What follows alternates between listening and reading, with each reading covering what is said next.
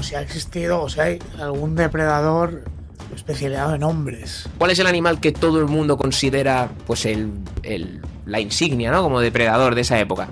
El diente de sable. Pero hombre, entendemos que si hay un animal que está depredado, que está especializado en depredar a nuestros antepasados, pues probablemente con nosotros no tuviera tampoco mucho problema, ¿no? Los esmilodones. Esto se ha visto que por la conformación que tenían, yo los comparo con Khabib Nurmagomedov. ¡Hombre! ¿Por qué? Porque lo que hacían, su sistema de caza, como cazaban ellos, era derribando al animal.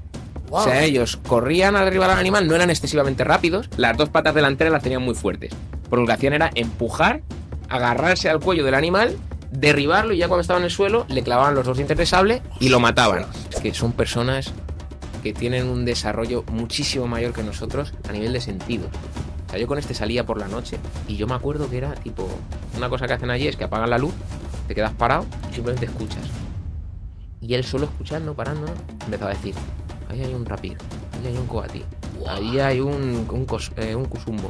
Lo grabé con la cámara, le di zoom máximo, le daba zoom y no veía el puñetero cusumbo. Y dije, ¿cómo es posible que yo con zoom, subiéndole ya la luz, ¿no? Porque al final, digitalmente podía subirle la luz, tal, no lo veía. Y él lo había visto así.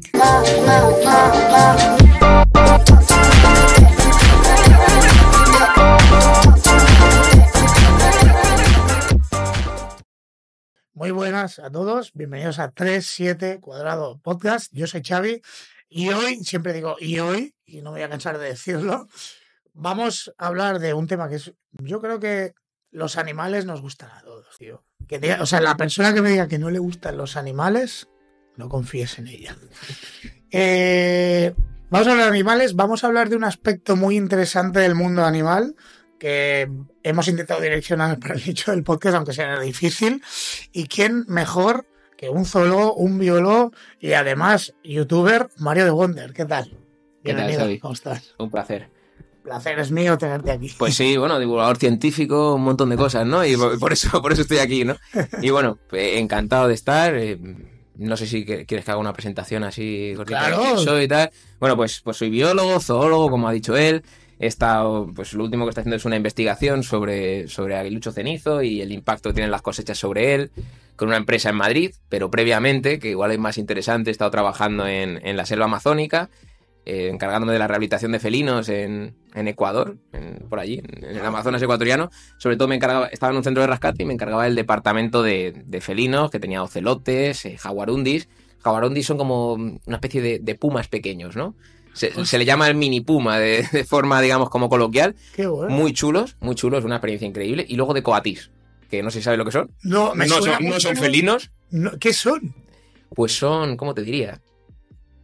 Relativamente parecido a una zarigüeya. Ya me va a tocar editar y poner un Relativamente parecido a una zarigüeya, pero bueno, es verdad que yo me encargaba de los felinos y de los coatís, que digamos que los metían ahí porque también son omnívoros, pero también comen carne y tal, y por eso pues al final me ocupaba de ellos. Y yo pues mi labor era poderlos liberar luego a la naturaleza. Y luego que mucha gente está diciendo, qué guay, liberarlos a la naturaleza, pues he estado trabajando en algo que para mucha gente será un poco lo opuesto, que también trabajé un tiempo en un zoo. No quiero decir cuál, pero también trabajé un tiempo en un zoo. Y aparte de eso, pues en cuanto a la biología, ese es ahora mismo yo creo mi bagaje.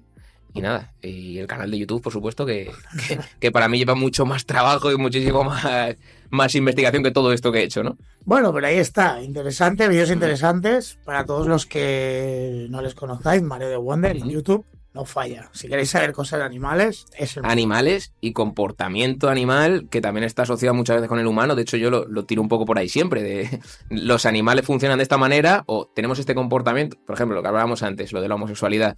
Sí. Pues el comportamiento homosexual, ¿a partir de dónde nace? ¿Existen animales? ¿Por qué? ¿Qué beneficios tiene si existen ellos o deja de tener, ¿no? Un poquito, entonces siempre empecé mucho con animales raros y voy a hablar de animales raros y que no conozca a nadie. Y al final, pues es verdad que me fui desviando hacia el comportamiento, porque es verdad que es muy interesante ir descubriendo cosas que a nosotros nos pasa, que no entendemos muchas veces o achacamos a la sociedad, a la cultura que tenemos, y que en realidad vienen muy predeterminadas por la naturaleza, no solo humana, sino animal. La conducta animal, cierto. Efectivamente. ¿Cómo acabaste, tío, allí en Ecuador? Esto, si entiendes, que me gustaría que lo cuentes. No hay ningún problema. Mira, además es una cosa muy curiosa porque yo siempre he sido típico estudiante de buenas notas, pero no de las mejores notas de la clase. Siempre he sido, pues, ya sabes, típico Notable. que...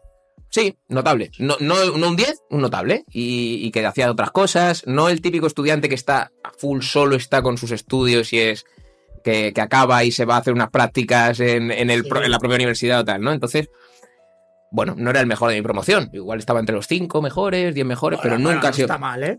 Sí, siempre he tenido facilidad para los estudios, pero es verdad que nunca ha sido el mejor. Y cuando salió esta oferta, fíjate, yo estudié en la Universidad de Alcalá, biología. Uh-huh. Y cuando yo ya había salido de allí, de repente un día, pues publica la Universidad de Alcalá una oferta de que están buscando en un centro de rescate en Ecuador a un biólogo para encargarse de la rehabilitación de ocelotes. Y yo digo, pues la leche, digo, pues quiero hacerlo. Y me postulo, ¿no? Pero me postulé pensando, no me cogen ni en broma. Lo típico que, bueno, ni en broma. Vamos a probar. Claro, digo, esto es verdad que yo siempre he tenido, mi padre ha criado animales toda la vida, tenemos animales todavía a día de hoy, siempre he estado en contacto con animales, pero no es algo que tú puedas poner en el currículum de llevo 18 años cuidando animales en la empresa mi padre y su granja, ¿no? No tiene mucho sentido. Entonces es verdad que yo decía, joder, experiencia muy poca puedo poner en relación con esto. Notas, no soy el mejor de la promoción y para mí es algo tan idílico y tan increíble que yo pensaba, todo el mundo se va a presentar, todo el que lo vea, no de mi promoción, de todas las promociones que hayan salido. Entonces yo lo eché pensando, no me cogen ni en broma. Pues cuál fue mi sorpresa cuando de repente me escriben y me dicen, oye, que nos interesa mucho tu perfil, creemos que... Todavía no era youtuber, ni mucho menos, de hecho lo de YouTube en parte nació allí. Claro, por estar en un sitio tan peculiar, ¿no? Por estar en un sitio tan peculiar, fíjate, yo en aquel entonces hacía foto porque me gustaba, sin más, hacer fotografía artística, digamos, y la conclusión que saqué fue, joder, si voy a estar allí, que es prácticamente mi sueño, pues voy a hacer foto de cosas chulas. Y lo que es la cabeza humana dijo, para hacer foto, haz vídeo. Claro. Mucho mejor. Y para hacer vídeos, monetizarlos, claro, macho, bueno, eso es todavía un trayecto más largo, pero es verdad que en un primer momento dije, pues hago vídeos de los animales que vea. Y luego yo, pues por muchas cosas que... Yo siempre he sido una persona, todavía tú no has tenido oportunidad de verlo, pero cuando sales al campo conmigo, yo estoy continuamente, cada cosa que veo me paro, digo, anda, mira, este es tal, un coleóptero, este es un cerambícido, este está aquí por no sé qué, esta flor aquí lo que está haciendo es esto, en esta época del año hace tal... Doy unas chapas increíbles. Pero unas chapas increíbles, pero el caso que me pasaba mucho, siempre lo cuento, ¿no? Con mi exnovia yo salía por allá a caminar y empezaba, veíamos las urracas, joder, mira, esa está ahí porque no sé qué. Empezaba como a fijarme mucho en eso, a contarle cosas y me decía, ya me las has contado, déjame. Exacto. Entonces, pues también de ahí nació un pensamiento en mí de, joder, pues quiero encontrar gente a la que le cuente esto y le mole y quiera escucharlo, ¿no? Y entre una cosa y la otra, pues dije, bueno, pues ya que estoy allí, pues voy a grabar vídeos sobre este tema. Y así fue como empecé con los vídeos en YouTube, que empecé allí no empecé allí exactamente, empecé un poquito antes de ir, pero sí que es verdad que, claro, a mí cuando me cogieron ahí no fue de mañana te vienes. Fue de, vale, en 6 meses empezamos tu contrato, bla, bla, bla. Te hicieron una entrevista, ¿no? ¿Entiendo algo? ¿O? Sí, fue, pues... La charla o... Claro, pero que fue con un tiempo de antelación, porque al final los vuelos no eran baratos, todo eso tenías que cogerlo con tiempo, no podían hacerlo de un día para otro. Y es verdad que yo ya empecé mis primeros vídeos son antes justo de irme allí a la selva amazónica. Y una experiencia pues increíble. ¿Cómo fue el choque cultural? ¿Hay mucha diferencia entre la gente ecuatoriana, los ecuatorianos? Fíjate, yo... Porque siempre hay que aunque te vayas a Francia. Yo he vivido lo que... Bueno, tú también has vivido fuera y yo había vivido previamente en Italia, en Nápoles. Sí, pero Italia... Y ya lo encuentras, ¿eh? Ojo, en Nápoles es muy diferente a todo. Te puedes imaginar. A mí me parece un poco Sudamérica metido en Europa, Nápoles. A mí me parece increíble para visitarlo. Para vivir, hostia, tela, pero para visitarlo está muy chulo. Lo que sí es verdad es que cuando llegué a Ecuador, para mí no hubo demasiado choque cultural porque la gente era muy, muy, muy amigable. O sea, a mí me trataban increíble. Es verdad que tienen como... Y a lo mejor lo ve algún ecuatoriano y me dice mentira o lo contrario, pero tienen como muy idealizado, y esto suena un poco así, pero al hombre blanco, ¿no? Sobre todo lo tienen como a los yanquis. Y es verdad que a ellos, a los yanquis, a los que hablan inglés, igual sí que les toman un poquillo más el pelo, en el sentido de, pues un poco pues como la picaresca española o la italiana. Pero esto te pasa en Tailandia. En Tailandia, por ejemplo, cuando vas a un restaurante hay 2 cartas, la de Farang, la de extranjero, y la de los locales. Pues en Nápoles hay 3 o 4. ¡Hostia! Hay 3 o 4. Yo me acuerdo que fui un día a una pizzería y yo, el italiano, lo hablo, pero no fluido. Lo que pasa es que las primeras palabras sí que son fluidas. Claro. El cómo estás, ponme tal, voy a comer, lo que hice siempre, pues sí que lo tengo, soy muy bueno imitando acentos. Sí. Entonces, cuando yo llegaba a un sitio, pues siempre se pensaban que yo era italiano, porque además Sí, tengo un aspecto que cuadra con ser italiano. Sobra, sí. Efectivamente. Pues yo me acuerdo de un sitio al que voy, me dan una carta y la carta está en italiano. Y entonces me escuchan hablar con la persona con la que estoy, que no era pareja ni mucho menos, no me acuerdo quién era, pero el caso, con la persona con la que estoy me escuchan hablar y ven que hablo en español. Y entonces cuando me ven hablar en español me dicen, espera un momento, que nos hemos ido de carta. Me quitan la carta en italiano y me traen la carta en español. Y la carta en español, los precios eran más caros. Pero es que le digo al tío, oye, pero si aquí los precios están más caros. Y dice, nada. Y me coge el de detrás, que el de detrás era francés, y me dice, y mira la mía. Y la del francés era más cara todavía. Y digo, serán cabrones. Bueno, pues esto lo he vivido yo en Tailandia y seguramente te pasó Bueno, en Ecuador me dijiste que has dicho que no. En Ecuador no me pasó. También es verdad que yo, el 90% del tiempo en Ecuador... No, en Ecuador ¿cómo te va a pasar si hablan castellano? Yo también. Y que lo pasé en la selva. No, que lo pasé en la selva. Claro, entonces, no fuiste a turistear. No turisteé, claro, yo estaba trabajando. Pero aún así, con la gente que... Es lo que te decía, con la gente que hablaba en inglés sí que había un poquitín más esa picaresca. En mi opinión, mucho menos que aquí lo que yo vi, ¿eh? Pero con la gente que hablamos en español, al contrario. O sea, si eres español, allí te tratan muy bien y sobre todo si hablas en español.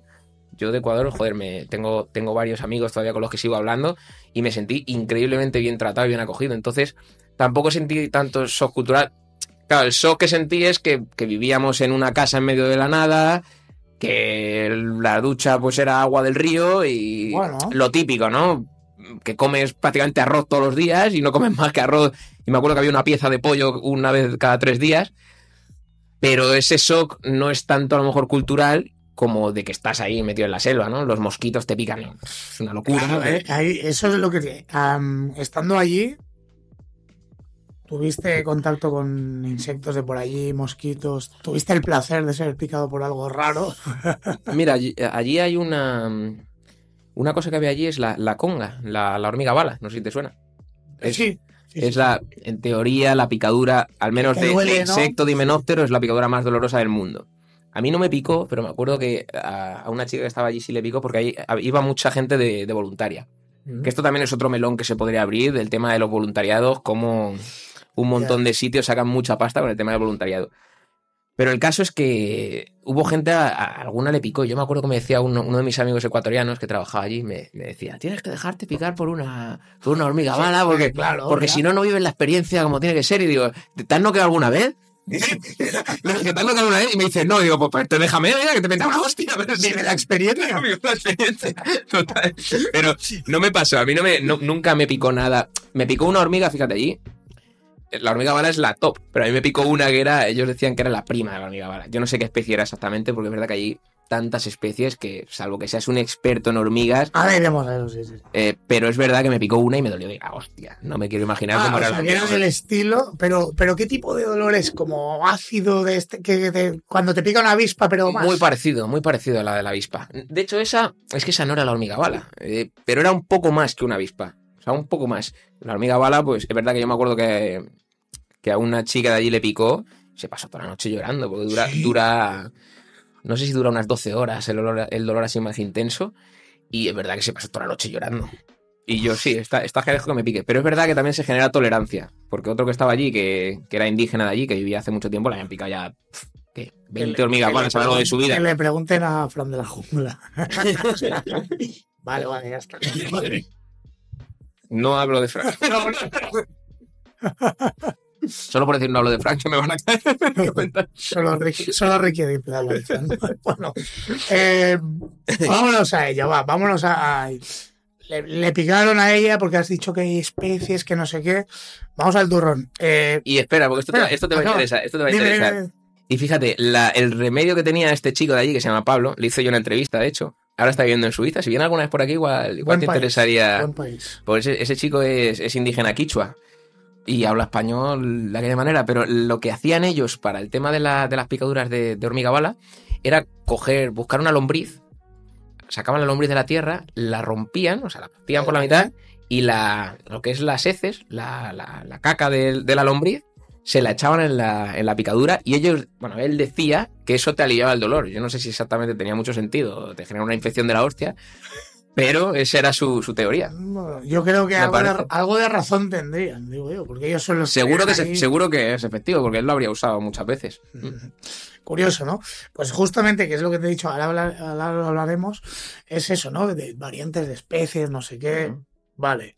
La pregunta, ya para iniciar la batería de preguntas en la conversación, es, ¿crees, o por los conocimientos que tienes, está todo descubierto? Y no hablo, como te he dicho antes, no hablo de una variante de pez de no sé qué, no. Hablo de un monaco grande, hablo de un gran mamífero, hablo de un gran reptil, que los reptiles tienen esa magia, ¿no? Y ese miedo que llevamos intrínseco con los reptiles. ¿Crees que ya está todo hecho? Pues fíjate, de hecho, el 10-20% de las especies del mundo son las que están descubiertas. O sea, en teoría, según las estimaciones que se han hecho, quedan por descubrir entre el 80 y el 90% de especies. Claro, estamos hablando de especies de todo. Claro. De todos los animales, que no quiere decir, por ejemplo, ya microorganismos, que si ya nos vamos a microorganismos no es que queden un 10-90%, es que queda una barbaridad. O sea, un 99% a lo mejor quedan por descubrir de según qué bacteria o tal. Claro, de ese 90%, ¿cuántos son organismos de más de 20 kilos, pongamos? Pues eso no está tan calculado, pero yo te diría que a lo mejor pues quedan por descubrir de más de 20 kilos un 20%. ¡Wow! 30%. Es muchísimo, ¿no? Es mucho, pero es que hay muchas zonas que no hemos conseguido acceder todavía para ver qué hay. Por ejemplo, en los fondos abisales todavía hay muchísimo por descubrir. En las selvas, en los interiores de las selvas, todavía realmente no se ha podido investigar de verdad. Yo me acuerdo siempre de una anécdota que me contó un profesor que tuve en la universidad, que eran unas arañas que en una isla la descubrió un tipo y de repente encontró esas arañas y solo estaban debajo de esa roca. Levantó una roca y encontraron ahí pues 20-30 arañas que eran de una especie que jamás se había visto. Pero rara, de una forma peculiar. No es que fueran especialmente raras, no es que tuvieran una forma diferente, sino simplemente una especie que jamás se había visto. Y entonces el tío dijo, joder, solo hay 30 arañas de esta especie en todo el mundo y las he descubierto yo. ¿Qué pasó? Pues lo que pasó en realidad es que esas arañas vivían debajo de piedras con una humedad muy concreta, una profundidad determinada, y nadie en ningún lado había buscado arañas en a esa profundidad, con ese sistema de estudio. Entonces, cuando este tío lo descubrió, parecía que esas eran las únicas que había en todo el mundo, 30 arañas. Luego, cuando empezaron a ver en otros lugares de la isla, vieron que, joder, buscando con el mismo sistema, sí que había arañas de esa especie, y en otros lugares también las había. ¿Qué quiero decir con eso?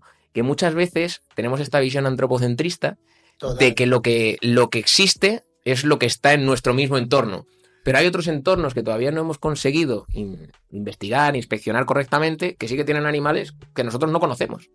Sí, totalmente. Y, joder, el ejemplo que le viene a todo el mundo a la cabeza es el Amazonas, que es el típico, coño, la estepa rusa. Ahí, anda que no hay kilómetros de ahí para echar, donde Cristo perdió el mechero y hay a saber lo que hay ahí. A saber. Y desde ahí nace otra pregunta, reconociendo esto, este 20%, que digo más o menos.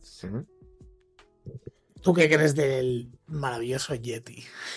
Y del Bigfoot y de todo esto. Porque es un poco de nicho del podcast y aparte creo que... Fue el primer podcast, fue con el Yeti. Claro. Fue con el Yeti de Teruel. Entonces, claro, me gustaría saber tu opinión, tío. Porque ahora hablando en serio, hay tanta gente metida en este tema de la criptozoología y que creo que no es un tema ya de magufeo, creo que es un poco ya de curiosidad. Es curiosidad. Hay mucha gente que sí que hace magufeo con esto, que no mola, pero... Yo ya te digo, con el tema del Yeti, como no hay pruebas al respecto, no tengo ni idea. No puedo hablar de ello no puedo hablar de ello, no puedo darte una respuesta contundente. Te puedo dar mi opinión. Mi opinión es que no existe. Adelante, Mi opinión es que no existe. ¿Por qué? Porque un animal tan grande como lo describen... Claro, sería muy fácil, ¿no? Me parecería, y además en las zonas en las que lo describen, que son pues al final en zonas de montaña, pero sobre todo se habla en Estados Unidos, ¿no? Principalmente, que es una un lugar poblado. Que Sí, tiene... bueno, cada región del mundo tiene su... Incluso aquí en España está el Basajao en el País Vasco. Claro, pero, así, ¿no? Pero lo que te quiero decir, que no estamos hablando de... No, es que el Yeti está solo en el Ártico, en la parte más norte del Ártico, donde no va ni Dios, ¿no? Claro. Te podría comprar que como nadie pasa por allí, pues a lo mejor por eso se ha mantenido escondido todos estos años. Claro. Pero un animal que estamos hablando, que en teoría mediría pues por 2 metros, 3 metros, lo que sea, pero que no sería una cosa de 10 centímetros, hostia, creo que si existieran lo habríamos visto, y si existiera de verdad no habría uno. Uno no puede sobrevivir. No o sea, puede, una especie no puede haber uno. Tendría que haber un montón para que eso tuviera viabilidad como especie, ¿no? Entonces para mí es imposible. Pero oye, también te digo, vamos a dejar un 0,01% de que exista y que no se haya visto porque es extremadamente bueno camuflándose o lo que sea. Sí, sí. No, que no puedes decir el no 100%, claro, pero que ahí está, ¿no? Uh-huh. Lo que yo pienso lo mismo que tú, es que es un animal, es que se supone que es tan grande, ¿qué tal? Está perdido por ahí, tío. Es que la mayoría de gente dice que lo han visto en el parque de Yellowstone. Claro. Allí todo el mundo va de excursión allí, tío. Sí. Cada fin de semana. Y bueno, si me dijeras todavía que a lo mejor se vio uno en 1920 y ya no se ha vuelto a ver, pues podríamos tirar que al menos que se extinguió el último, que era el último que había, ¿no? Y justo... Pero no sé, yo no le doy mucha credibilidad. Pero nada es imposible, ¿no? Nada es imposible. Tirando un poco de la criptozoología y tal, que hemos sacado, que no tiene, que ya lo sé que es la parte más magufa de tu nicho. Me creo más, fíjate, el megalodón de la película esta de Megalodón. Hostia. Me parece más viable eso, aunque sea totalmente inviable, me parece mucho más viable que Bigfoot.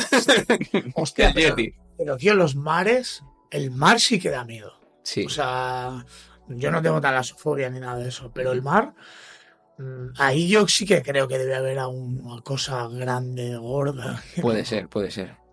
No lo sabemos. No se sabe.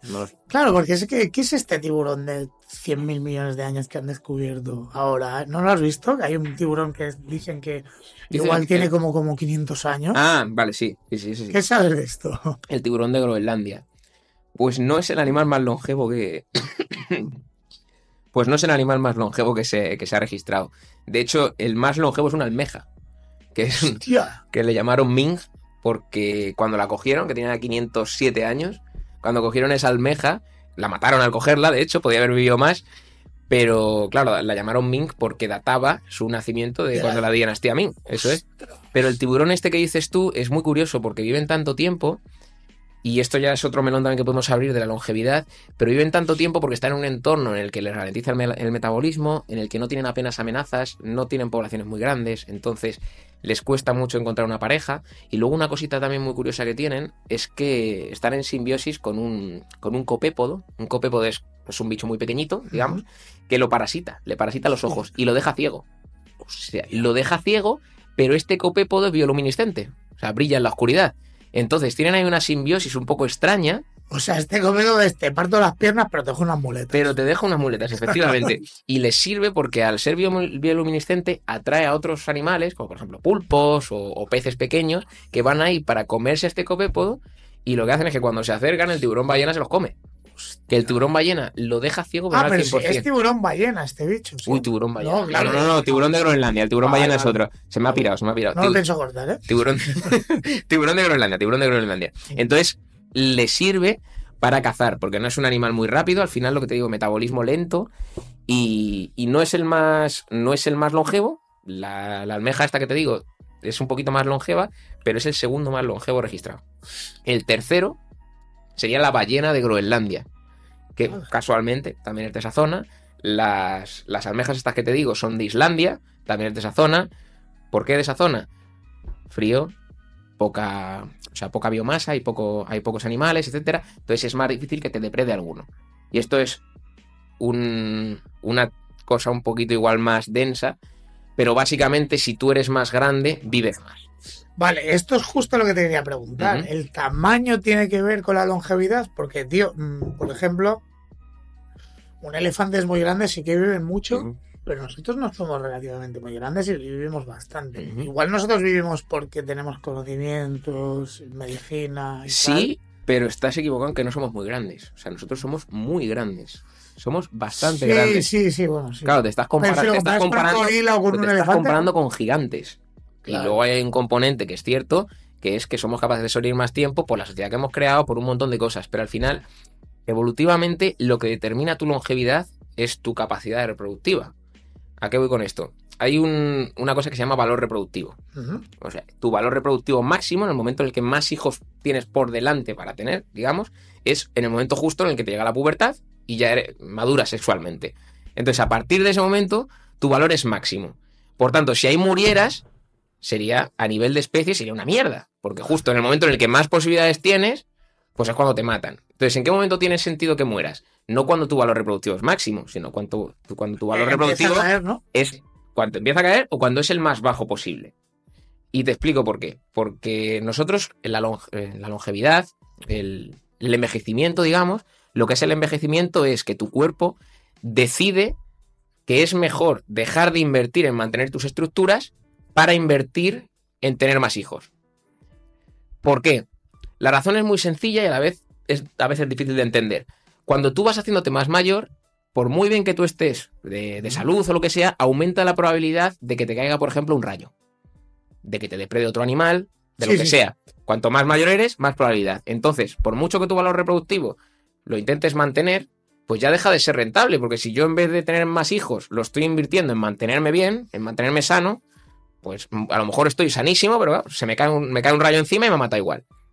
¿Por qué el tamaño tiene una incidencia tan grande en la longevidad? Porque a mayor tamaño más difícil es que te depreden. A mayor tamaño más difícil es que te caiga un rayo. ¿Me explico? Si eres un animal muy pequeño, que es muy fácil que te depreden, ¿para qué vas a invertir en mantener tus estructuras un montón de años y lo más probable es que en 2 años coja el lagartito de turno y te coma, imaginando que es un insecto?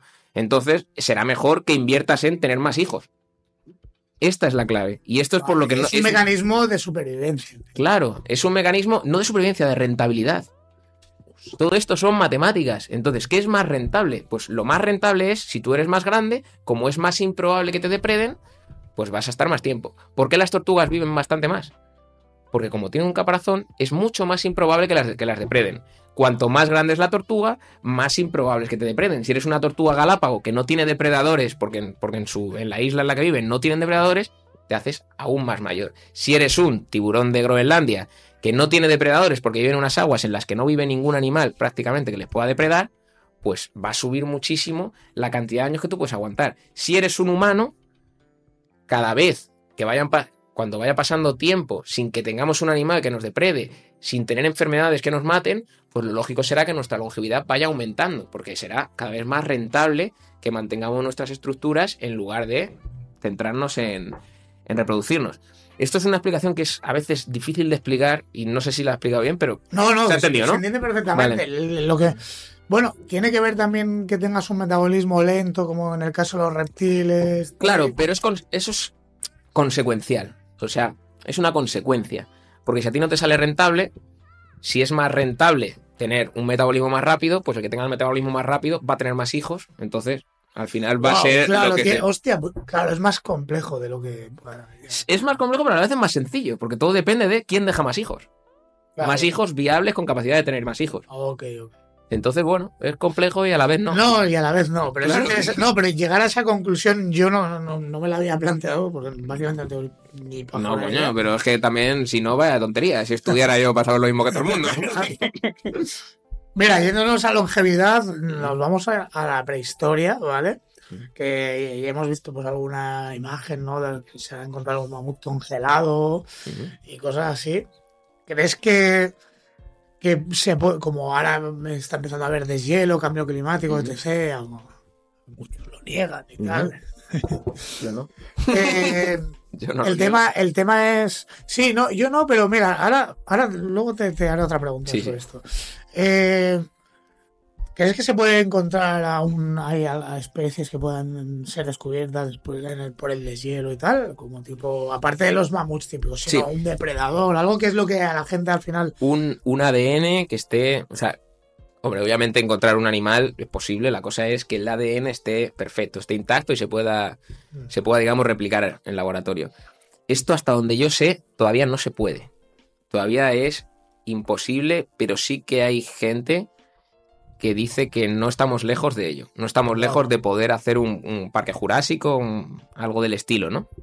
No tanto quizá por el hielo como tal, de que encontremos un ADN perfecto, sino porque se encuentre un ADN al que le faltan partes y se haga un poco pues lo mismo que en Parque Jurásico, después lo rellenamos con ADN de... Y a ver qué sale. Efectivamente, en Parque Jurásico lo rellenan con ADN de rana, si no creo recordar. Sí. Pues algo del estilo. No tendría tampoco tanto sentido hacerlo con ADN de rana porque no tiene nada que ver con los dinosaurios, pero sí que a día de hoy tenemos dinosaurios todavía con nosotros, que son... El lagarto Komodo, por ejemplo. No, son las aves. Las aves son descendientes directas de los dinosaurios. Y en concreto hay un ave en el que se puede ver... hay un grupo de aves en el que se puede ver muy bien el paralelismo. ¿El casuario?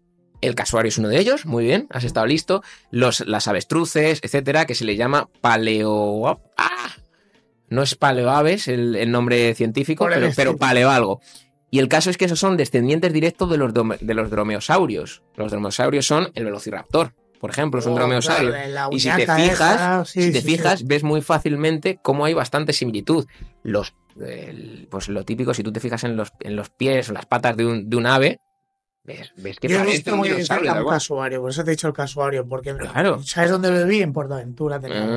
Y verdad que cuando le ves, o sea, si tú le ves la parte de las plumas, como tradicionalmente nos han vendido que no tenían plumas, ves una gallina, pero si ves las patas solo, esto podría ser un dinosaurio. Pues tal cual, son descendientes directos de los dinosaurios. Los cocodrilos, que hay gente que dice son descendientes directos, no lo son. Los cocodrilos fueron coetáneos de los dinosaurios, pero no eran...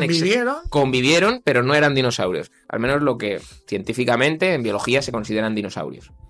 Pero sí, a día de hoy seguimos teniendo dinosaurios con nosotros. Interesante. Sí, no, ya te digo, yo cuando vi, me impactó mucho la visión de ese casuario, porque, bueno, cuando eres pequeño, pues aquí vivimos cerca de Portaventura, te llevan y había que por cierto, el presentador se ha jubilado ahora, la semana pasada, y tenían a un casuario. Y a mí me da mucha pena, ¿no? Los animales casuarios, pero sí que es cierto que tuve la suerte de ver al casuario desde los ojos de niño y me impactó muchísimo, tío. Te estoy hablando de mediados de los 90 y era espectacular ese animal.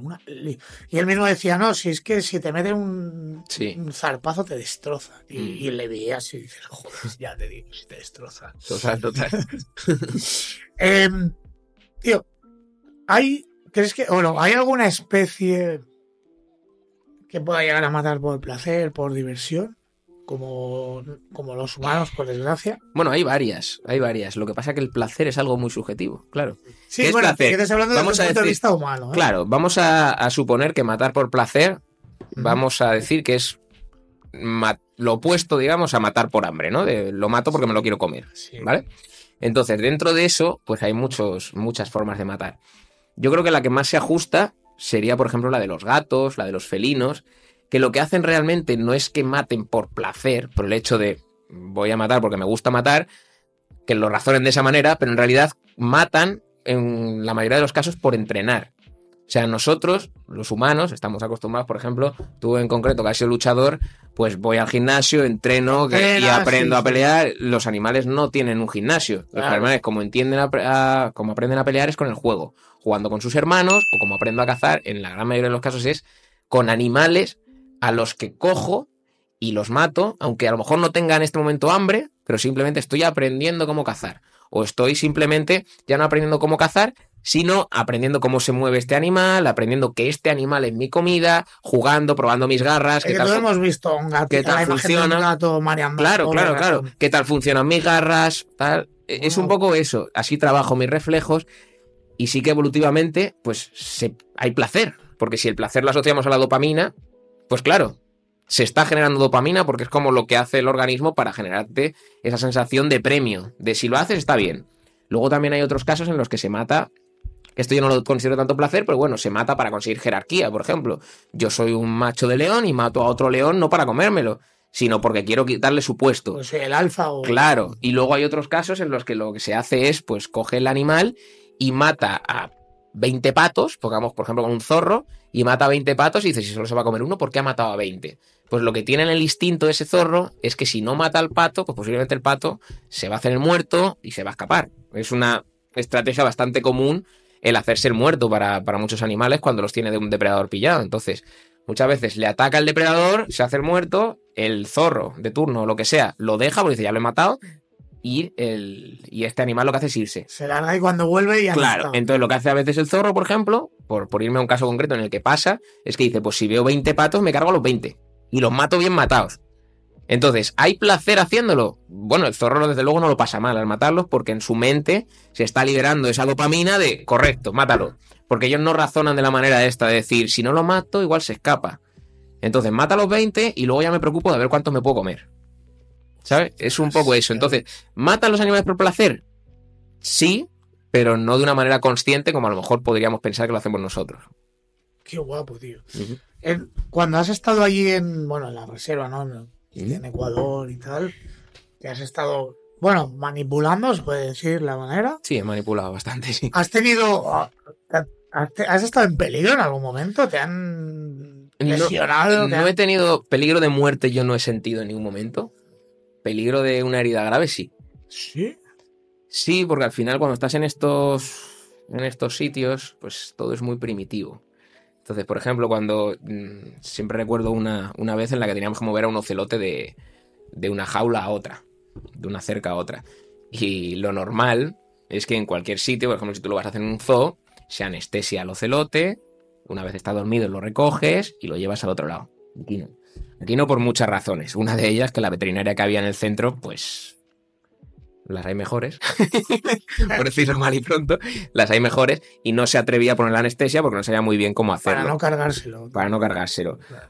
Otra, pues que ya poner la anestesia, como ahí no teníamos, creo que no teníamos una pistola, exactamente, esto no recuerdo del todo bien, pero creo que no teníamos una pistola, pues era también de dardos, un pifostio, efectivamente. Entonces, para atrapar al ocelote este en cuestión, pues lo que tuvimos que hacer es, con unos guantes, entrar en la misma jaula y con una red de estas como de cazamariposas, pero muy grande, claro, y a ver si lo pillamos. Y yo me acuerdo que ahí dije, hostias, no veas cómo tiraba zarpazos de todo y no pasó nada. También es verdad que la gente, o sea, no entré yo solo, entré con dos de ahí de indígenas quichuas que tenían ya los huevos pelados de todas estas cosas. De dicho, ¿no? Claro. Pero es verdad que ahí fue una situación que dije, hostias, luego una vez yo hice una serie que se llama Mario de la Jungla, en la que hacía una parodia. Hacía una parodia de Fran de la Jungla. ¿Qué os pasa con chulísimo. No. Era porque en concreto en aquel lugar, al final, ya te lo he dicho antes, soy actor también, y me pegaba mucho, estando en la selva, hacer unos vídeos tipo parodia de Fran con un colega que estaba allí y le decía, pero que era el cámara. Como Steve Irwin, tío. Él empezó ese estilo, el cazador de cocodrilos, el australiano, Steve Irwin. He pensado me has dicho Irwin y he pensado el del baloncesto y yo no, porque yo creo que el padre de este estilo no fue, o sea, la versión española de Steve Irwin fue Fran de la Jungla. Por eso, pero bueno, Steve Irwin murió como murió, pero bueno. Al final a todo el mundo le acaba llegando su momento, si lo fuerzan mucho. Ostras, pero Fran ha forzado mucho y de momento le ha ido bien. No ha sido una mantarraya, pero un ciervo casi. Que no voy a hablar.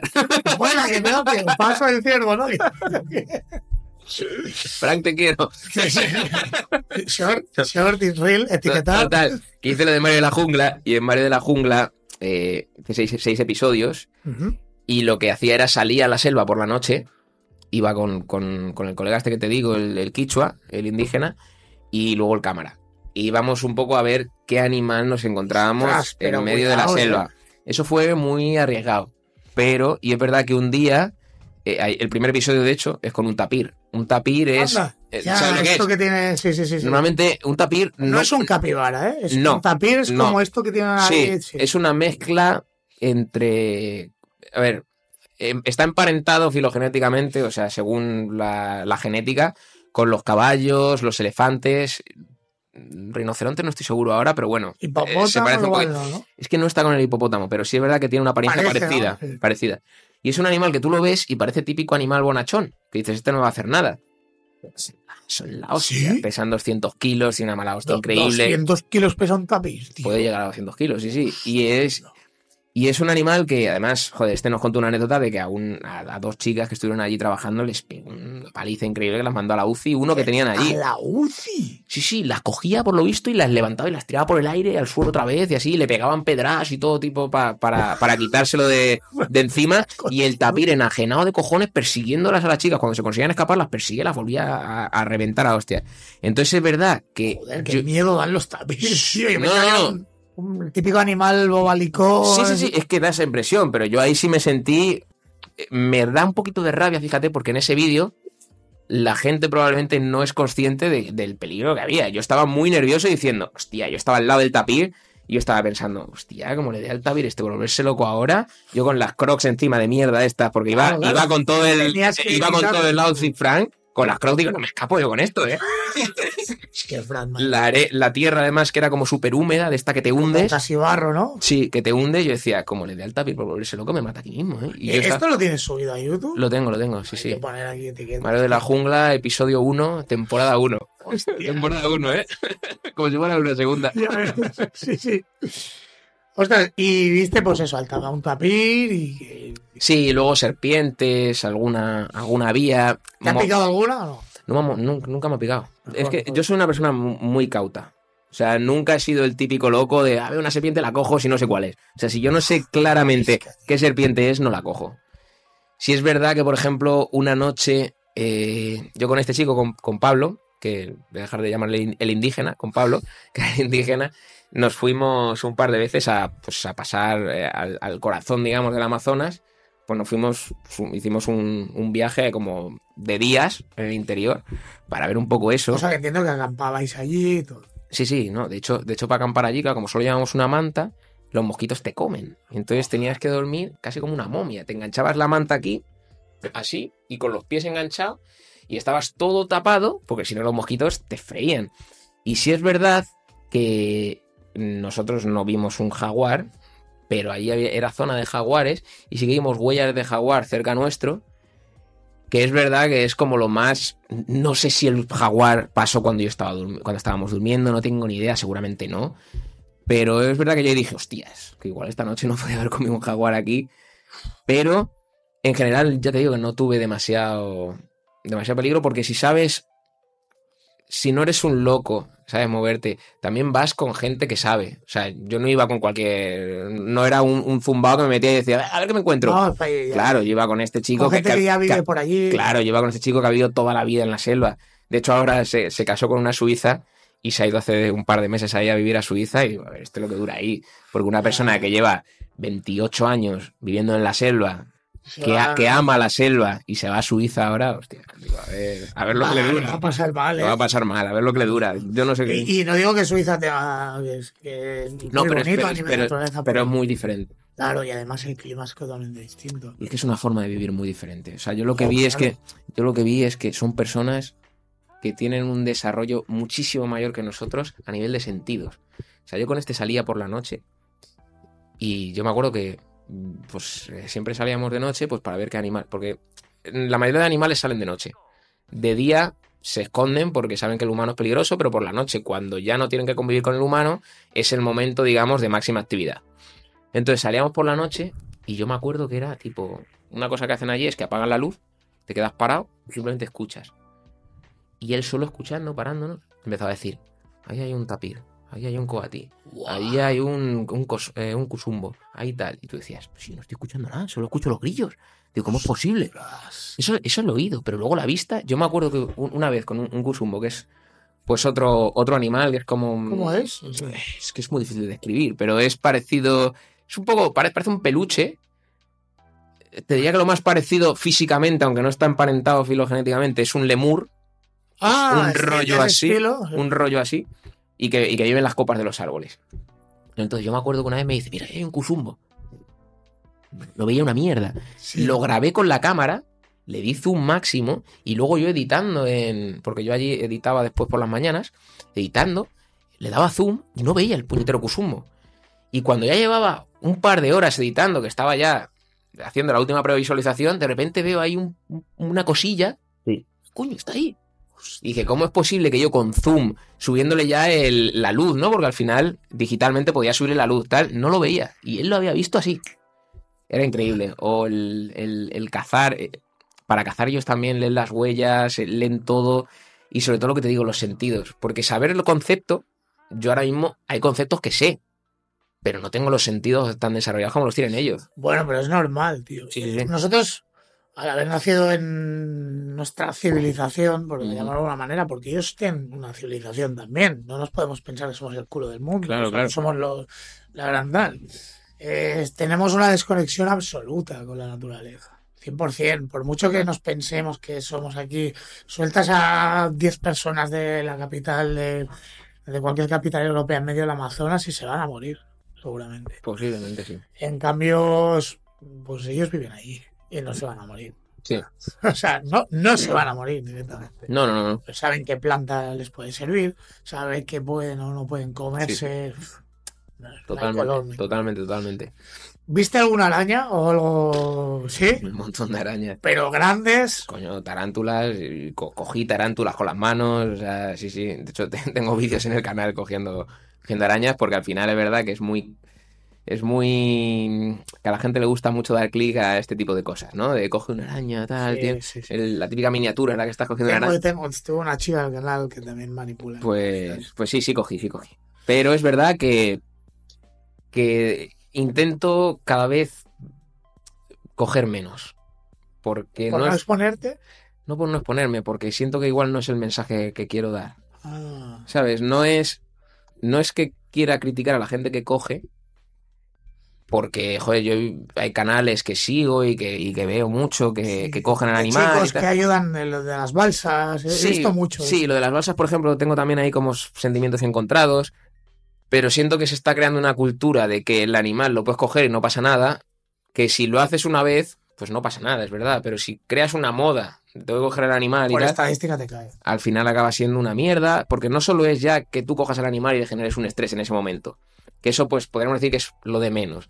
Lo que pasa es que también se han hecho estudios que demuestran que cuando haces eso, animales que son depredables, de repente se vuelven mucho más visibles para un depredador que está por encima. Por ejemplo, un águila que está pasando por encima. Tú estás ahí cogiendo pues la culebra de escalera de turno y cuando tú estás haciéndote las fotos, el águila que está arriba se da cuenta. Lo ves perfectamente porque tiene una visión de la parra. Entonces te ves a tomar por saco. Lleva el 8K activado. Claro. Entonces a lo mejor cuando tú te vas, lo que hace el águila es pim, baja y se lo come. Hostia. Las enfermedades también. Ha pasado mucho con la quitridiomicosis, que espero no estarme equivocando porque no me gusta equivocarme cuando digo una palabra, pero la quitridiomicosis se está cargando a la gran mayoría de anfibios del mundo. Y esa... No me digas. Sí, es la enfermedad más brutal que están sufriendo todos los anfibios del mundo. ¿Y sabes de dónde viene? Se ha ido transmitiendo a partir de las botas de gente que cogía estos. La enfermedad es un... Joder, es que esto me cago en la leche. No me acuerdo ahora 100%, pero creo que es un hongo. No estoy seguro 100%, pero es un hongo. Entonces el hongo estaba en un primer momento en Centroamérica. Investigadores creo que eran de allí. Estaban investigándolo. La quitridiomicosis, no ya en las manos, en las botas. Se la llevaron en las botas, entonces empezaron a ir a otros sitios donde investigaban cosas y se fue expandiendo esta enfermedad y a día de hoy está en todo el mundo la quitridiomicosis y se ha cargado una brutalidad de anfibios. De hecho, es el mayor peligro que tienen ahora mismo los anfibios, que son el grupo más amenazado de toda la Tierra, de los grupos estos típicos que conocemos, reptiles, aves, anfibios, ¿sabes? El mundo, ¿no? Mamíferos. El más amenazado son los anfibios y es principalmente por esta enfermedad. Wow. ¿Que de dónde viene? Viene de ahí, de unos científicos que en un primer momento hacían esto, pero se ha seguido expandiendo y se seguirá expandiendo cada vez más por esta costumbre de vamos al sitio, tocamos al animal, al tocarlo, si está infectado, yo ya mis manos las infecto, luego cojo a otro, lo infecto también. Entonces, ¿quiero decir con eso que las personas que hacen esto son pues lo peor o que están tremendamente equivocadas? No, lo que quiero decir es que tengo dudas, que tengo dudas al respecto y por eso no quiero hacerlo. No, me parece bien. Mira, ahora que te saco el tema de los insectos, ahora ya open mind, ¿vale? Ahora nos vamos a la magufada del canal. Tío, imagínate que en realidad, o sea, imagínate que en vez de tener el tamaño que tienen los insectos más comunes que conocemos, como la hormiga, las cucarachas, las arañas, etcétera, imagínate que tuvieran un tamaño similar, ya no digo más grande, pero similar al de los seres humanos, con la misma cantidad de miembros que hay. Imagínate arañas del tamaño de un pastor alemán. Vale. O una hormiga. Entiendo. Una hormiga. Del tamaño de un humano, pongamos. Sí, sin más o menos. Un tamaño de un humano, vale. Pues en primer lugar, si no existen a día de hoy artrópodos, insectos tan grandes, es porque no es una buena adaptación, por lo que te decía, no generarían suficiente descendencia porque no es una buena adaptación. Pero imaginemos, pongamos en el supuesto de que nos encontramos una mantis de 2 metros, 3 metros y 120 kilos, ¿vale? O una cucaracha de esa envergadura, ¿no? Pues lo que pasaría serían probablemente 2 cosas. Una, que no podría respirar, se asfixiaría. ¿Por su propio peso? No, ahora te explico por qué. O que se rompería. Se partiría. ¿Por qué? No se partiría al instante, se partiría cuando intentara hacer la primera muda. Los insectos, cuando mudan, quitan su esqueleto y entonces debajo tiene un exoesqueleto que va a ser el nuevo, que es bastante blandito. Entonces muchos animales, de hecho, muchos insectos, artrópodos en general, cuando hacen la muda, se meten en un sitio que esté pues relativamente escondido para que en ese momento no les ataque ningún animal, porque es su momento de mayor fragilidad. ¿Qué pasa? Se ha visto que un insecto que tuviera un peso muy grande, en el momento de la muda se partiría porque no está diseñado estructuralmente para poder aguantar tanto peso. Que la densidad que tiene. Correcto. Tal. ¿Y por qué se asfixiarían? Porque los insectos, a diferencia de nosotros que tenemos un sistema circulatorio interno, no tienen un sistema circulatorio interno como el nuestro. Tienen diferentes, pero más o menos tienen lo que se llama hemolinfa, y es un sistema circulatorio que no es como el nuestro, que tiene unos vasos que van conectando todo y que llegan a todas partes y irrigan todo. Entonces, para el tema del oxígeno, lo que la mayoría tienen son lo que se llaman tráqueas o traqueidas, que son pues tubos. Sí. Son como tubos que les vienen desde el exterior y a partir de ahí se difunde el oxígeno y ese oxígeno, a partir de ahí, se reparte a todo el cuerpo. Si fuera muy grande, no consiguen que llegue oxígeno a las partes más alejadas. ¿Cuándo sí ha habido insectos de un tamaño, artrópodos de un tamaño muy grande? En el Pérmico. En el Pérmico hubo una especie que se llamaba, un género que se llamaba Artopleura, que era una especie de miriápodo, el típico 1000 pies, que sí que era muy grande, que medía unos 2,5 metros y pesaba 45 kilos. Claro, ¿cuál era la ventaja que tenía ese animal? Que en aquel entonces no había tantos depredadores y que la concentración de oxígeno era altísima. Entonces, como la concentración de oxígeno era tan alta, pues difundiendo conseguía que llegara oxígeno a todas las partes de su cuerpo. Y a día de hoy, sin embargo, no hay una concentración de oxígeno tan alta como para eso. En aquella época pues también había libélulas, no libélulas, pero ya me entienden, los antepasados de la libélula, que eran muy grandes, que medían 1 metro, 1,5 metros, animales que sí eran mucho más grandes, pero que la gran mayoría de ellos se extinguieron cuando aparecieron los primeros reptiles voladores, las primeras aves, que los depredaban bastante. Entonces, cuando, lo que te contaba antes, cuando tu tamaño no es ventajoso porque te depredan igual, ¿para qué voy a mantener este tamaño? Va a ser más ventajoso que yo sea más pequeño y en vez de generar, por ejemplo, 3 hijos, genere 30. Voy a ser más pequeño, pero voy a usar la misma biomasa en 30 hijos que en vez que en 3. Claro, la probabilidad de supervivencia sube. Multiplica. Eso es. Ahora me ha salido otra duda, que es que me parece brutal. Esta fórmula se aplica de alguna manera también con los dinosaurios. ¿Son los dinosaurios realmente del tamaño que nos representan en Hollywood? ¿Eran así? En teoría... ¿El mítico T-Rex era tan colosal? En teoría sí que lo eran, pero el T-Rex, por ejemplo, no es el más grande que... O sea, el más grande que ha habido de depredadores. Sí, pero bueno, es el que se le ha puesto en la cara. Pero sí que en teoría las escalas están... En teoría están respetadas, están bien respetadas. Es verdad que no es... O sea, no es mi especialidad, entonces tampoco te quiero decir tajantemente sí, está perfecto, pero creo que sí, en cuanto al tamaño están bien y en cuanto a la representación están bien, y de hecho la gente del mundillo de la paleontología, que está sobre todo especializada en dinosaurios, son muy, muy, muy, muy fans de Jurassic Park, y en gran parte por eso, porque están teóricamente muy bien recreados. Sí. Qué bueno, tío. Sí, bueno. En teoría sí. Es que claro, cuesta de creer que en la época X, bueno, en la prehistoria o cuando siga, hubiera esos reptiles tan colosales, tan grandes. Pero claro, lo que has dicho antes, igual la cantidad de oxígeno era superior, la manera, no sé si va por ahí, pero... En el caso de ellos... Era al revés. No, al revés tampoco, pero creo que no está tan que no se achaca tanto al tema del oxígeno, Sí, bueno. sino a que fue una conformación Pero bueno, corporal condiciones, sí. exitosa en el momento. De hecho, fue lo que causó, en gran parte, que cuando llegó el tema del meteorito, no se extinguieran, porque como te digo, se mantuvieron unos años y, por ejemplo, todavía tenemos aves,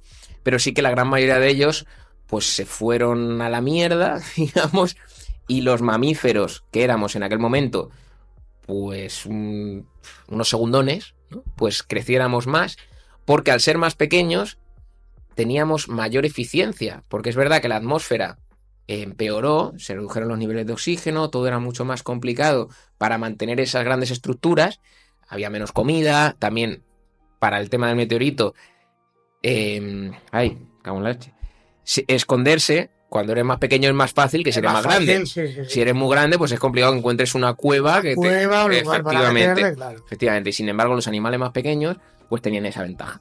Y en teoría es una de las razones por las que los mamíferos ahí tuvieron su explosión después del meteorito.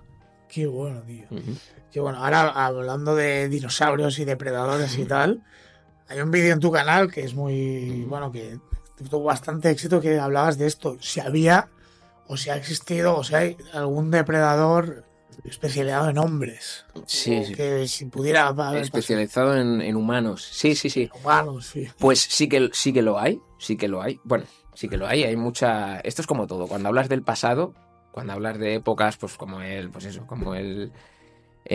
Plioceno, épocas muy antiguas, ¿no? Que son ya pasados los cientos de miles de años, todo es muy difícil, no puedes afirmar nada al 100%, pero según las investigaciones que hice yo, que al final son leer mucho artículo y ver un poquito de qué se habla, sí que lo hay.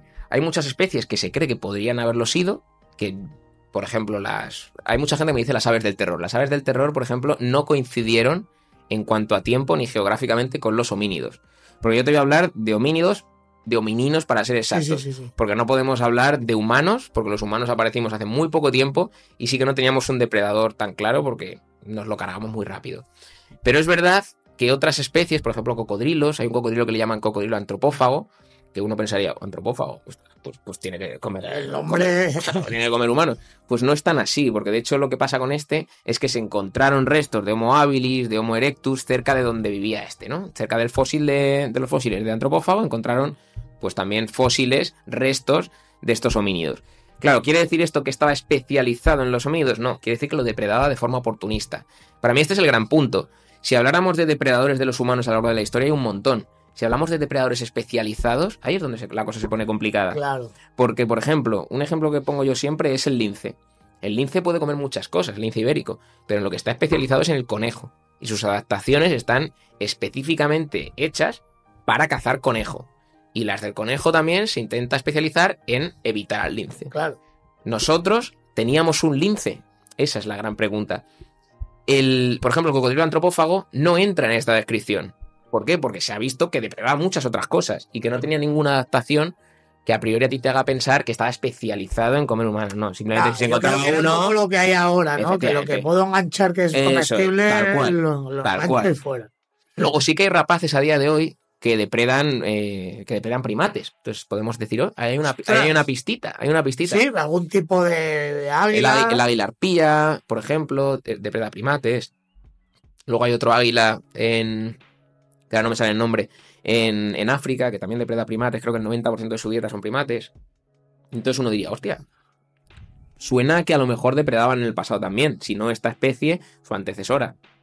Claro, no tenemos pruebas de ello, porque además depredan primates de pequeño tamaño. Sin embargo, sí que hay una especie que además se extinguió hace poco, hace unos 500 años, que se llama Harpagornis, o águila de Haast, que era de las islas maoríes, si no me equivoco, y allí lo que hacía es que cazaba a los moas. No sé si os suenan los moas.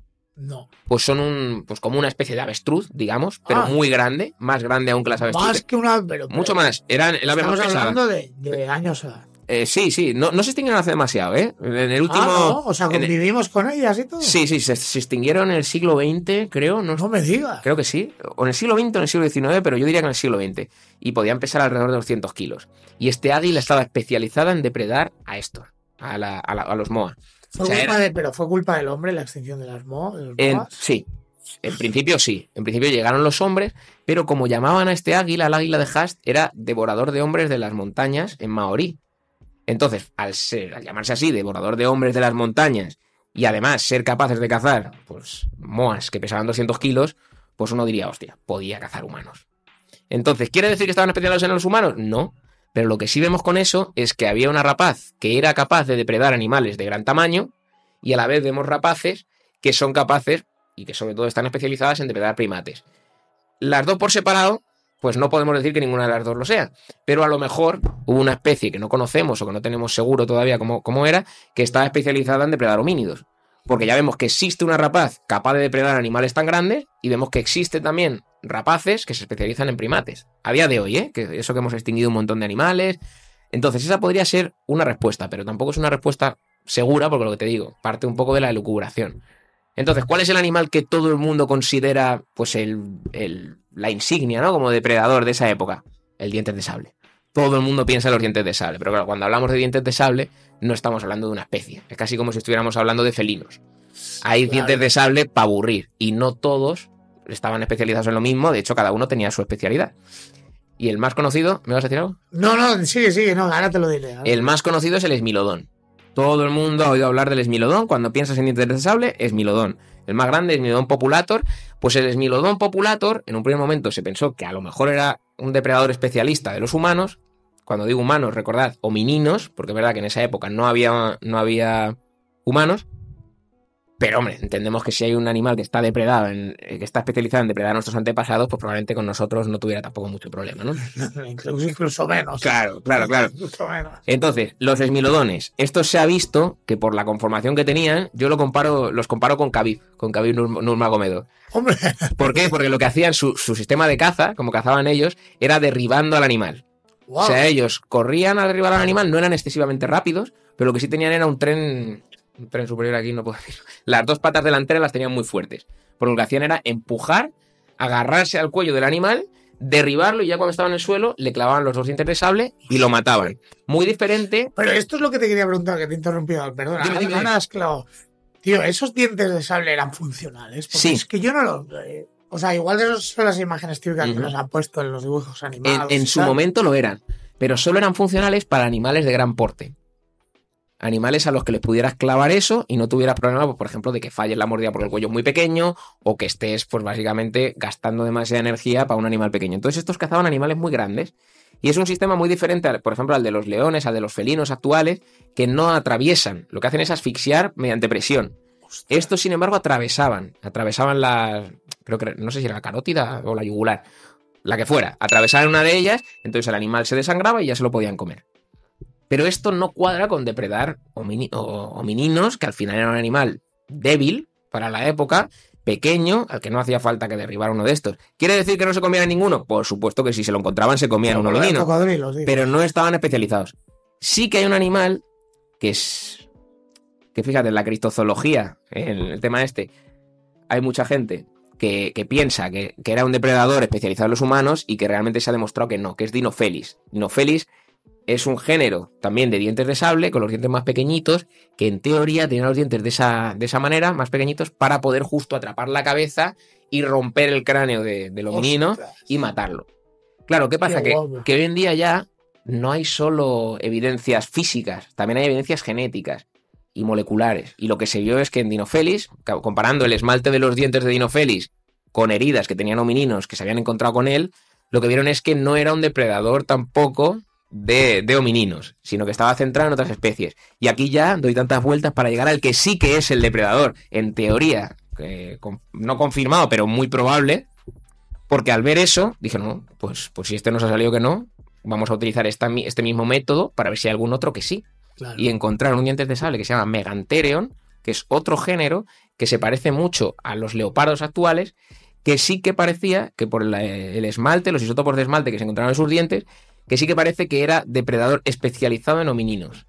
Porque se encontró los mismos isótopos que se encontraron en los dientes de Megantherion, se encontraban en heridas de homininos de la época de una manera pues especializada. O sea, se encontraban en esos y no se encontraban en otros. Ostras, por ejemplo. Pero sí que es exacto, tío, que encuentres esos isótopos, si se puede calcular que formaban parte de un organismo tal o tal, qué barbaridad. Escucha, hoy en día Qué barbaridad. todo, Tío. pero por eso te digo, cuando llega un conspiracionista que me dice, no, eso es mentira por tal, yo digo, mira, yo no sé si será mentira o no. Ya sé que Yo no sé si será mentira o no, pero te digo que hay una persona que ha dedicado su vida entera simplemente para sacar un puñetero isótopo y tú, que acabas de leer como mucho un artículo en una revista, vienes aquí a decir que sabes más que esa persona. Un foro de internet Ostras, o un TikTok. Al menos ten la humildad de decir, a lo mejor tiene razón pero al margen de eso, Megantherion. Entonces, ¿tenemos a día de hoy un depredador que esté especializado en los humanos? Pues realmente Megantherion, que se parecía mucho a los leopardos actuales, cuadra también. Por lo que, además de por el tema de los isótopos, porque los leopardos actuales, una de sus principales presas son primates y son los babuinos. Wow. Están especialmente... Es verdad. Tienen unas habilidades muy compatibles además con cazar humanos. Porque ¿qué herramientas tenían los humanos para... que me sale todo el rato. Los homininos para escapar en aquella época. Podían escalar un árbol, los leopardos escalan de lujo, podían correr, los leopardos son bastante rápidos, podían nadar, los leopardos son muy buenos nadando. Sí. En definitiva, es un animal que está muy bien adaptado para depredarnos a nosotros. Y un otro animal que también podría tener cierta similitud, aunque no sea exactamente con los Megantherion, son los tigres. Los tigres matan alrededor de 300 personas al año. Wow. Por ataque. Es que he visto algún vídeo chungo. Hace poco que circulaba un vídeo de una chica que está saliendo del coche ahí en la jungla. No sé dónde. Pues creo que sería pues en la India, no lo sé. Y se ve como la saca justo antes de entrar al coche, la saca y se la lleva y ya te he visto, ¿eh? Pues 300 parece es muy duro ese vídeo, ¿eh? Y 300 parece muy poco, pero hay que tener en cuenta que hay solo 3.000 tigres en libertad. O sea, son muy pocos tigres. 3.000 tigres, 3.000, solo hay el... Solo 3.000 tigres. Y sin embargo causan 300 muertes al año, que son muchísimas en comparación con los que son. Es verdad que no tienen nada que ver con Megantherion, pero de los animales actuales, pues es uno que podríamos decir que está especializado en depredar humanos. Porque, por ejemplo, siempre... Mira, el vídeo por ejemplo, hay mucha gente que me comenta: el depredador especialista de los humanos son los humanos. A ver, y eso es imposible. Eso para empezar es imposible. Porque si fuéramos especialistas...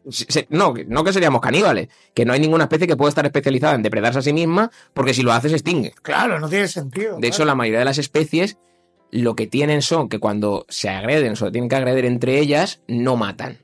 Un ejemplo... Las jirafas cuando compiten los machos entre ellos para ver cuál de los dos se va a hacer con la hembra, no se matan, utilizan las cabezas. Sin embargo, eso que hacen, sí. Chocan con las cabezas. Sin embargo, cuando están, por ejemplo, defendiéndose de un león, pegan con las patas, que tienen mucha más fuerza y es mucho más mortal.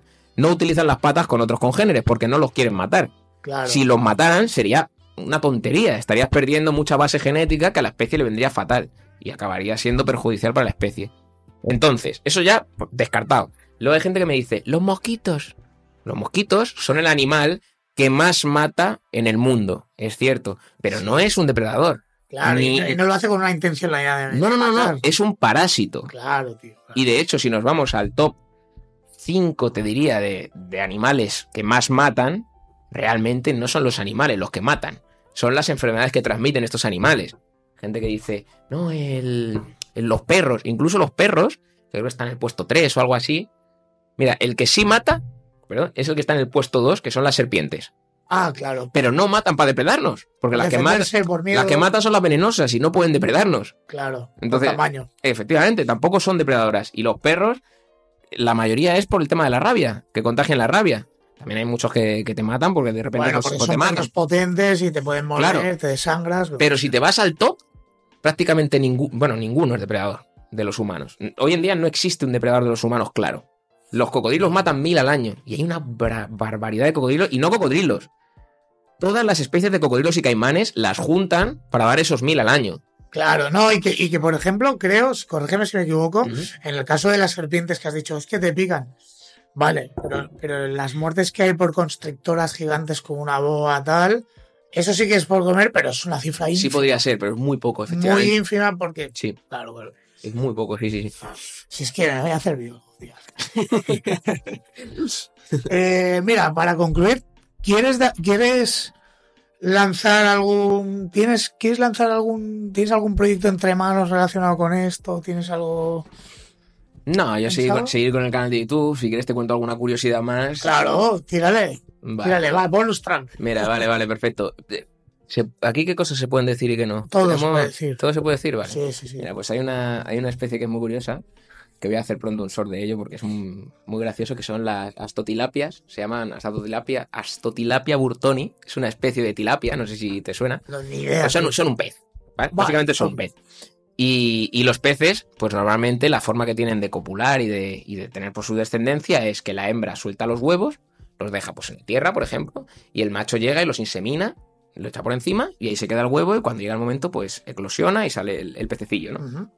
Pues en esta especie se han adaptado de una manera muy peculiar, que es que la hembra, cuando pone los huevos, el macho lo que hace es que, bueno, para empezar las tilapias tienen cuidado parental. ¿Qué quiere decir esto? Que ponen los huevos y una vez están inseminados, los cogen con la boca y los llevan en la boca hasta que eclosionan para que no se los coma otro animal y cuidarlos, digamos, ¿no? Incluso cuando ya eclosiona el huevo y sale el pececillo, pues muchas veces los pececillos siguen un tiempo en la boca de la madre para que no se los coma otro animal más grande.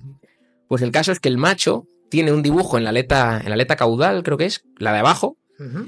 y en esa aleta lo que tiene, el dibujo que tiene imita a los huevos de la hembra tal cual. Entonces, ¿qué ocurre?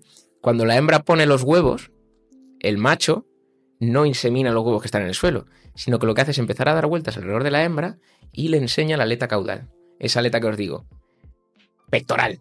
Pectoral. Aleta pectoral. Ah, pectoral. Eso es. Y le enseña la aleta pectoral. Entonces, la hembra ve esa aleta pectoral con el dibujo de los huevos y se piensa que son los huevos. Entonces, acerca la boca. Bueno, primero coge los huevos pensando que ya los ha inseminado el macho.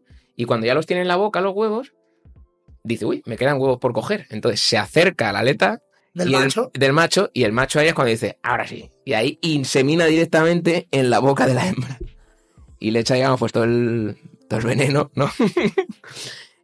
¿Y por qué esto ha evolucionado y por qué esto se ha mantenido a lo largo de la historia? Le mete el cañonazo ahí. Claro, pues porque realmente es más probable que se pierde menos esperma tirándolo directamente ahí que si lo tira al agua. Entonces, claro, entonces hay una eficacia reproductiva mayor. No falla. Claro. Ese pez es un genio. Es un genio. Os cuento otra, mira. No, creo que voy a ir al de cápsula unas macetas. Por un dibujito de huevo. Vale, seamos serios. Le cuento otra. Mira, hay esto, pues, de animales, ¿no? Que controlan el cerebro, ¿no? Vamos con eso. ¿Tipo aquí. parásito? O... Sí, tipo parásito. Okay. Pues mira, hay uno, por ejemplo, que es la fasciola hepática, que es un platelminto. Los platelmintos son lo que se llama gusanos planos. Son como un gusano. Sí, uy, dan mucho, como la tenia, estilo tenia. La tenia no es un gusano plano, pero es un parásito también. La tenia es un cesto. Causan muchísimas muertes también. Sí. Pero es menos interesante el ciclo vital. La fasciola hepática, por ejemplo. La fasciola hepática es un parásito de las vacas. Y de hecho aquí pues han creado esta idea de que los caracoles mejor no tocarlos porque pueden ser muy, muy perjudiciales y pueden tener enfermedades. Y viene de aquí. Porque lo que hace la vaca es que cuando este parásito termina su ciclo en el interior del sistema digestivo de la vaca, pues lo defeca, lo expulsa, cae y los caracoles llegan ahí para comer y lo ingieren. Entonces, esta fasciola hepática continúa con la siguiente fase de su ciclo y acaba saliendo en la baba del caracol. Entonces, pero tan pequeña es para caber por el tránsito del caracol y de claro, la vaca, lo entiendo porque son muy pequeña. Tú piensas que eso ya es algo microscópico y sale en mogollón. Entonces, en cada gota de la baba del caracol hay un montón de de crías, digamos, de fases de esta fasciola hepática. La baba se queda por ahí. ¿Qué pasa? Que quien llega por ahí son las hormigas.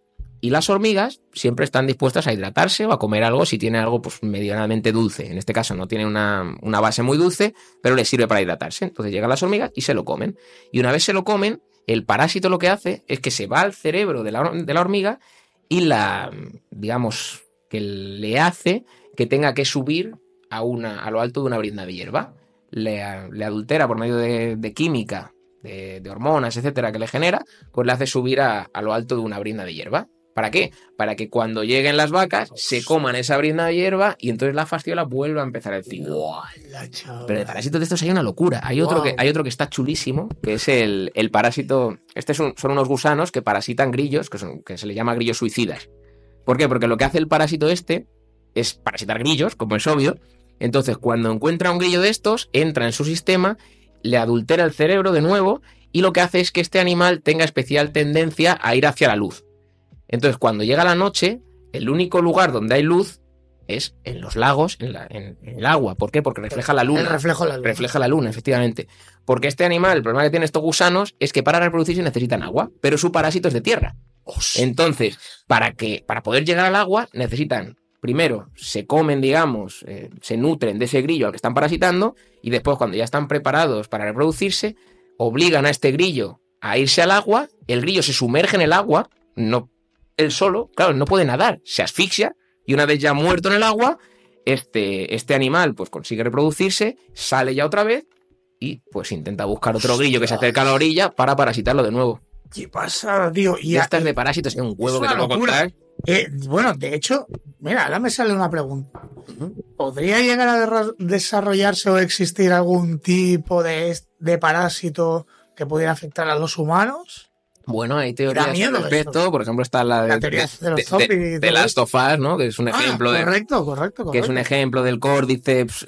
El Cordyceps sí que existe, no se lo han inventado de la nada. Pero no es tan vasto como... Efectivamente, no es capaz de parasitar humanos. Sí que parasita insectos de muchos tipos. No estoy seguro de si caracoles también, pero es verdad que los parasita y los efectos especiales y de maquillaje que hacen en la serie son muy parecidos a lo que causan en los animales que parasitan. Claro, ¿puede ser eso que ocurra en humanos?